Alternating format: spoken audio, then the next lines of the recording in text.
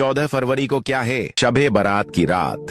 जब पूरी दुनिया गहरी नींद में सो रही थी, आसमान से एक फरिश्ता जमीन पर उतरा। उसका नाम जिब्राइल था। वो सफेद रोशनी से जगमगा रहा था, जैसे आसमान का टुकड़ा जमीन पर आ गया हो।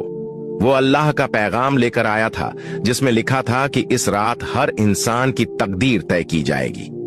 फरिश्ता गली गली घूम रहा था, हर घर की दहलीज पर रुककर दुआओं को सुन रहा था। एक बूढ़ी माँ जो अपनी बेटी के लिए रो रो कर दुआ मांग रही थी, उसकी आवाज फरिश्ते के दिल को छू गई। उसने आसमान की ओर देखा और फरियाद की कि इस माँ की बेटी के नसीब में खुशियां लिख दी जाएं। उसी रात एक गरीब बच्चा जो भूखा सो गया था, उसकी झोपड़ी में फरिश्ते ने कदम रखा और उसकी झोली में बरकत भर दी। जिब्राइल ने हर उस इंसान की दुआ सुनी जिसका दिल सच्चा था और जो अल्लाह से माफी मांग रहा था। वो रात सिर्फ रोशनी और दुआओं की रात नहीं थी, बल्कि ये अल्लाह की रहमत का तोहफा थी।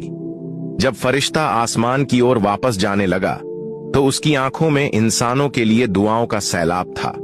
उसने अल्लाह से वादा किया कि वो अगले साल फिर आएगा और इंसानों के गुनाहों को माफ करवाने के लिए उनकी दुआएं साथ लेकर जाएगा।